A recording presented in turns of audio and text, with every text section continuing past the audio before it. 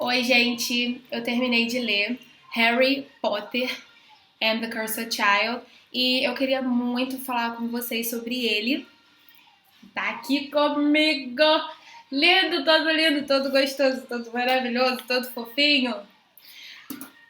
Primeiro, eu não aguentei esperar chegar em português. Eu precisei ler antes por causa da minha ansiedade, que estava muito grande. E ele é um pouquinho maior do que os livros do Harry Potter, que geralmente são lançados aqui no Brasil. Aqui o padrão deles é 14 por 21, geralmente. E esse daqui é um pouquinho maior. Mas é lindo. Eu não gostei do padrão norte-americano e europeu de fazer livro de capa dura, que é botar uma capa solta por cima. Eu não gosto de capa solta, particularmente, porque eu acho que elas acabam amassando, rasgando com muito mais facilidade. É difícil de você conservar o livro. E eu sou dessas que, quando se trata de Harry Potter, conservação do livro é essencial. Quero passar esse livro para os meus filhos, para os meus netos, e por assim vai. A capa solta tem essa artezinha, a capa dura dele por baixo não tem nada. É assim, não tem arte.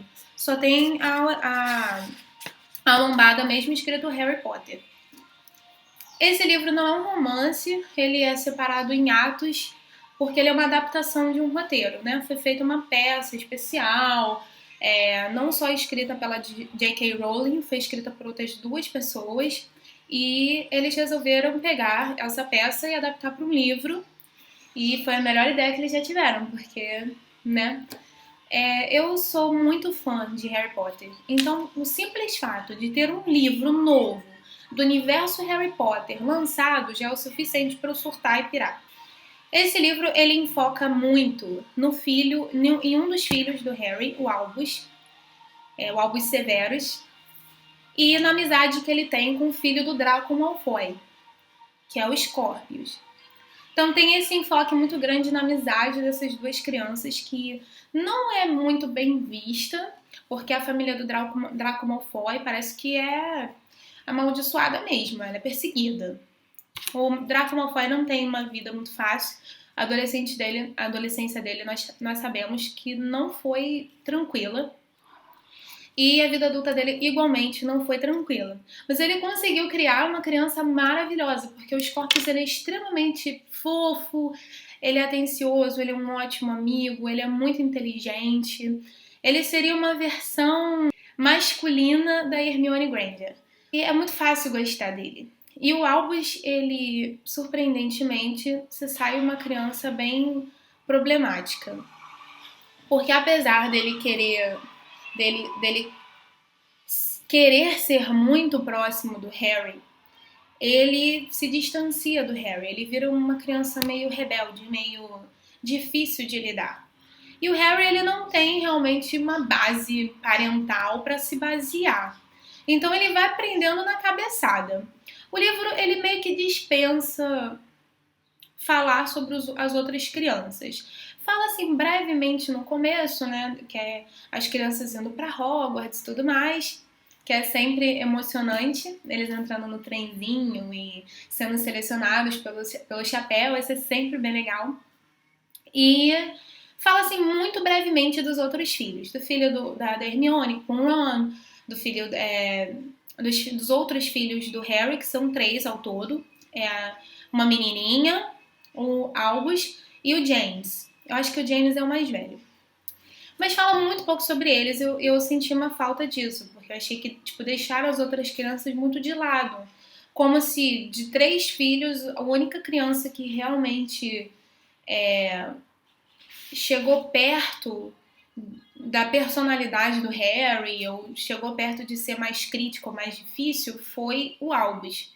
As outras crianças ficaram meio apáticas, sabe? O outro enfoque que a história dá é da relação do Harry com o Albus. Porque isso eu acho que é pra meio que acalentar o coração dos fãs que poderiam ter se sentido meio... Como é que ficou o Harry no futuro? Sabe? A gente viu no último livro da saga Harry Potter que ele teve filhos. Mas será que Será que ele foi um bom pai? Como é que se deu essa família? Será que os filhos dele saíram filhos perfeitos? E parece que não, porque o Albus fica bem problemáticozinho. E o Harry não sabe lidar com isso. Então, essa é uma questão que é abordada no livro. Outro enfoque, o terceiro enfoque do livro é o vira-tempo. O vira-tempo, para quem não se lembra, ele foi abordado, acho que no terceiro livro. Um livro que o padrinho do Harry aparece na história, se eu não me engano, que a Hermione usa esse vira-tempo para conseguir estudar todas as matérias possíveis e impossíveis do determinado ano para fazer as provas, né, as provas finais. Só que o vira-tempo, ele tem algumas particularidades, ele tem regras. Você não pode ser visto, você não pode alterar as coisas que já aconteceram. Sabe, tem várias limitações, tem que ser usado com muita parcimônia, muita precaução. E eu tinha achado muito estranho eles não darem muito espaço para o vira-tempo, porque o vira-tempo era uma arma que nas mãos da pessoa errada poderia ser trágica. E eu achei muito interessante eles terem trazido o vira-tempo de novo e explorado essas possibilidades do vira-tempo. E se você mexer na história?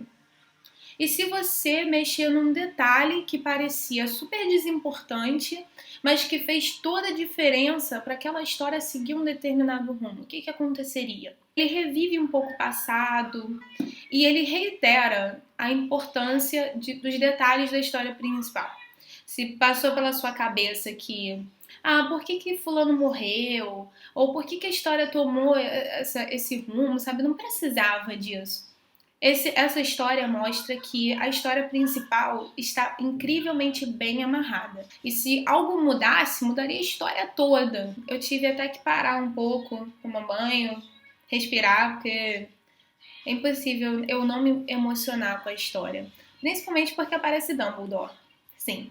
Não Dumbledore pessoa. Ele aparece no retrato, né? Hogwarts tem uns retratos de Dumbledore e ele conversa um pouco com o Harry.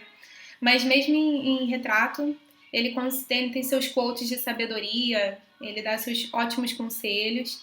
Eu achei que deixaram o Ron muito apagadinho. Eu entendo que o Ron, na história principal de Harry Potter, quando eles eram adolescentes, ele não tinha muito espaço assim.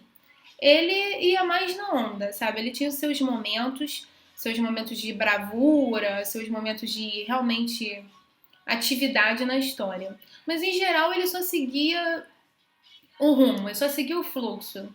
Só que nessa história, assim, ele adulto, eu achei que ele ficou muito bobão.